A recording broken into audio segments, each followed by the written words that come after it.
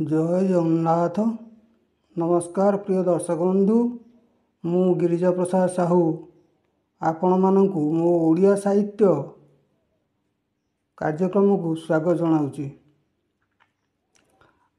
प्रिय दर्शक बंधु, आजिर विषय वस्तु होउची जगन्नाथ संस्कृति उपरे आधारित एक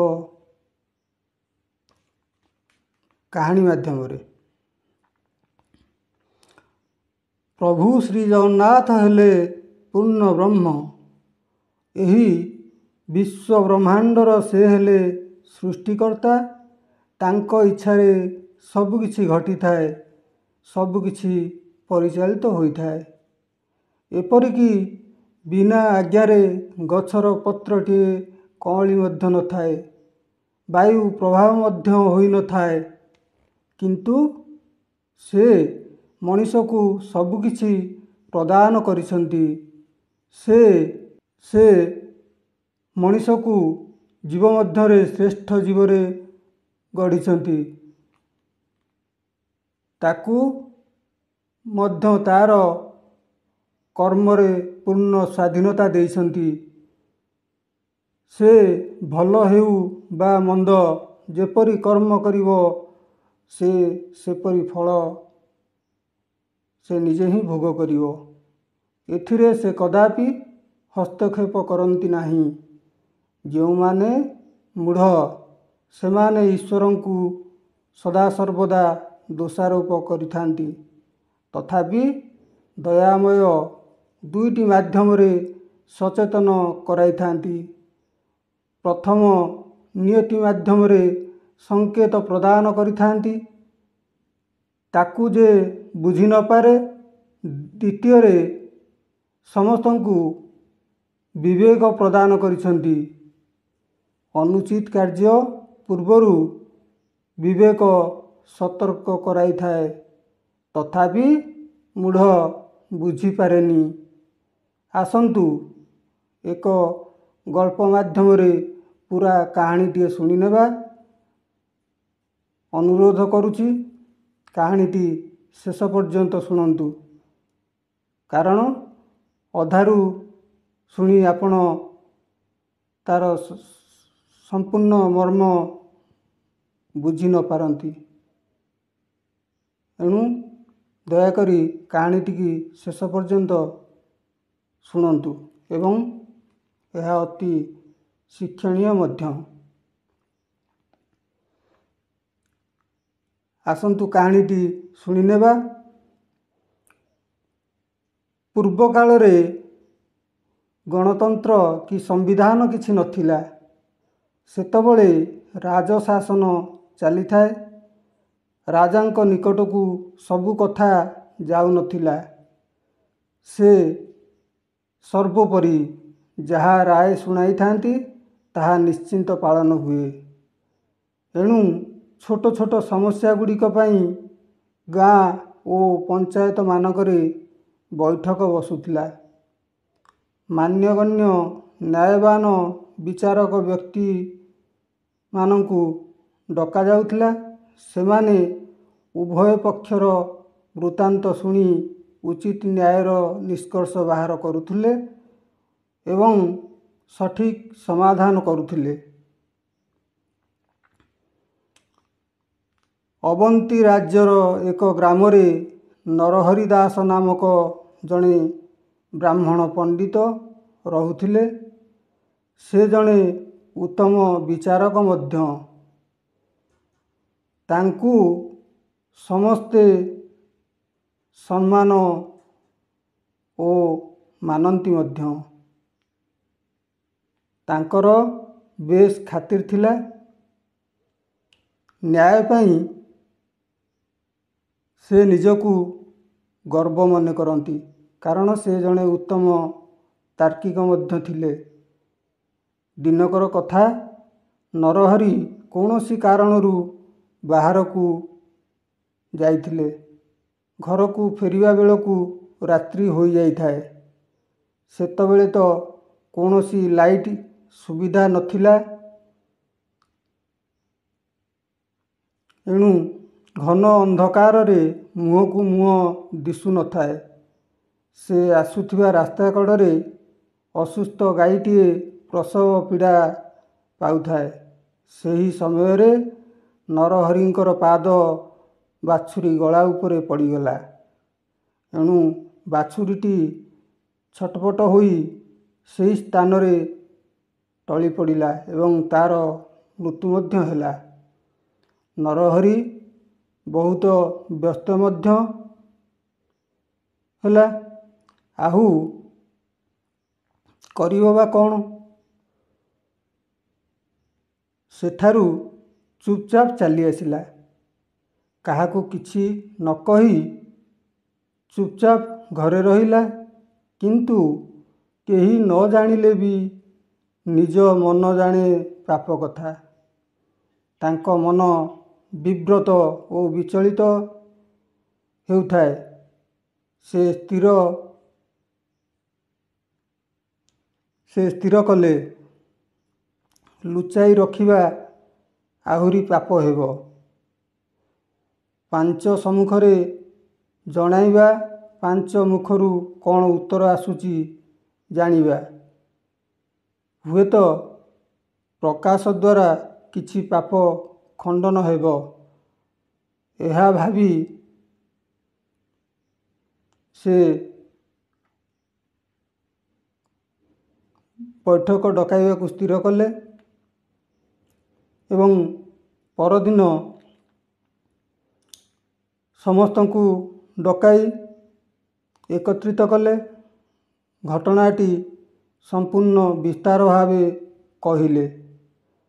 ସମସ୍ତେ ଶୁଣିବା ପରେ ଗୋଟିଏ ମନ୍ତବ୍ୟ ଦେଲେ, ତୁମକୁ ଗୋହତ୍ୟା ପାପ ଲାଗିଲା। ଏହାର ପ୍ରାୟଶ୍ଚିତ କରନ୍ତୁ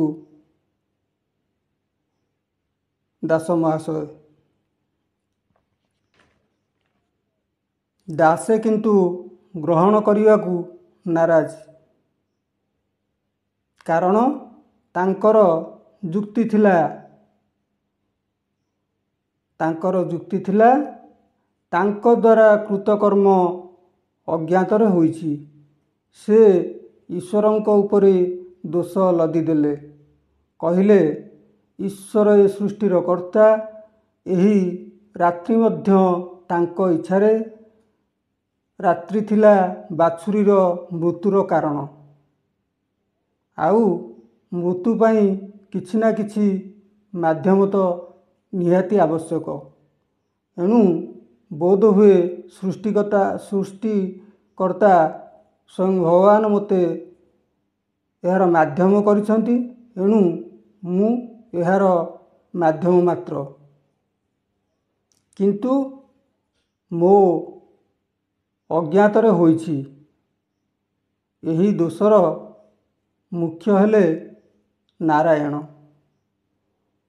ମୁଁ ନିର୍ଦ୍ଦୋଷ। ଅଜ୍ଞାତ ଭୁଲରେ କୌଣସି ଦଣ୍ଡ ନଥାଏ। ଯଦି ଈଶ୍ୱର ମୋତେ ଜଣାଇଥାନ୍ତେ, ମୁଁ କ'ଣ ପାଦ ପକାଇଥାନ୍ତି? ଏହା କ'ଣ ସମ୍ଭବ କଥା? ନା ବାଛୁରୀ ମରିଥାନ୍ତା? ସବୁ ସେହି ନାରାୟଣଙ୍କର ଲୀଳା।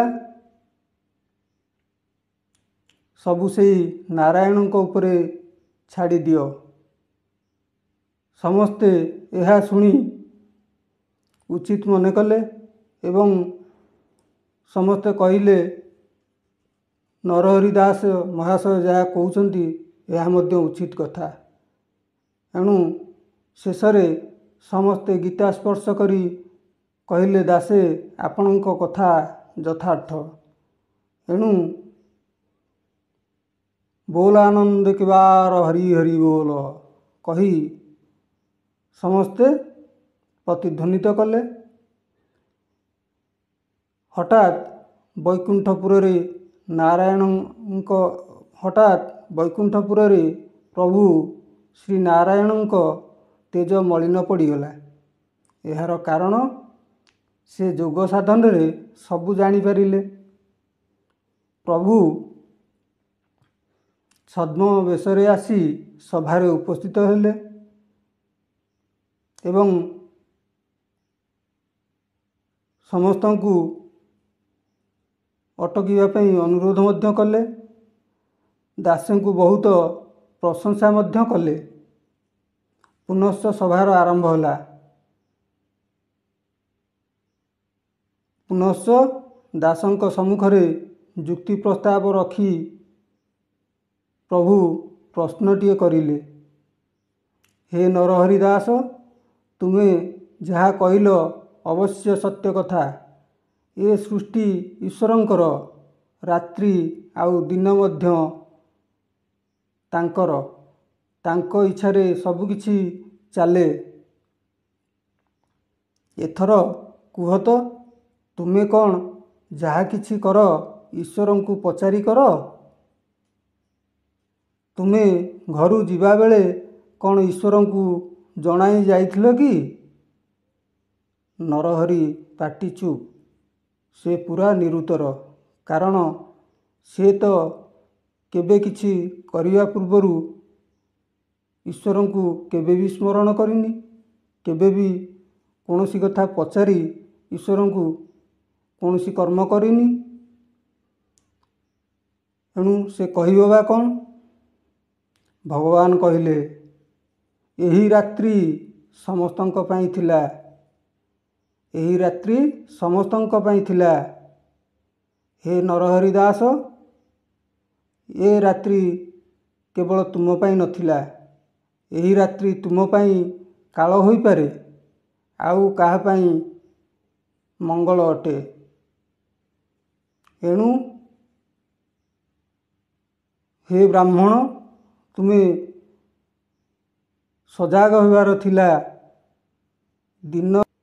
ଦିନେ କାଳେ ତୁମେ ତ ଈଶ୍ୱରଙ୍କୁ ସ୍ମରଣ କରିନ। ଈଶ୍ୱର କାହିଁକି ତୁମ କର୍ମରେ ବାଧା ଦେବେ? ଏଣୁ ଏ କର୍ମ ତୁମର, ଏ ପାପ ମଧ୍ୟ ତୁମର। ତତ୍କ୍ଷଣାତ୍ ପାପଭାରା ବ୍ରାହ୍ମଣ ମସ୍ତକରେ ଲଦିଦେଲେ। ଏଣୁ ବ୍ରାହ୍ମଣ ନିଜର ଭୁଲ ବୁଝିପାରିଲା ଏବଂ ସେ ସର୍ବ ସମ୍ମୁଖରେ ଈଶ୍ୱରଙ୍କ ପାଦ ତଳେ ପଡ଼ିଗଲା। ସେ ତ ଦୟାମୟ, ସେ ତ ସ୍ୱୟଂ ପାପମୋଚନ। ଏଣୁ ବ୍ରାହ୍ମଣଙ୍କୁ, ନରହରି ଦାସଙ୍କୁ କ୍ଷମା ପ୍ରଦାନ କରି ପାପମୋଚନ କଲେ ଏବଂ ସମସ୍ତଙ୍କୁ ଦର୍ଶନ ଦେଇ କୃତାର୍ଥ ମଧ୍ୟ କଲେ। ଏଣୁ ଭଗବାନ ମଣିଷକୁ ନିଜର କର୍ମରେ ପୂର୍ଣ୍ଣ ସ୍ୱାଧୀନତା ଦେଇଛନ୍ତି। ଏଣୁ କେଉଁଠି ଉଚିତ ବା ଅନୁଚିତ ଏହା ଜାଣିବା ପାଇଁ ତାକୁ ବିବେକ ମଧ୍ୟ ଦେଇଛନ୍ତି। ଦ୍ୱିତୀୟତଃ, ନିୟତିର ଅନେକ ସଂକେତ ଅଛି, ଯେଉଁଗୁଡ଼ିକ ଯେ ଜ୍ଞାନୀ ସେ ଠିକ୍ ସେ ବୁଝିପାରେ। ତେଣୁ ଈଶ୍ୱରଙ୍କର କୌଣସି କର୍ମରେ ସେ କେତେବେଳେ ତ୍ରୁଟି ରଖିନଥାନ୍ତି।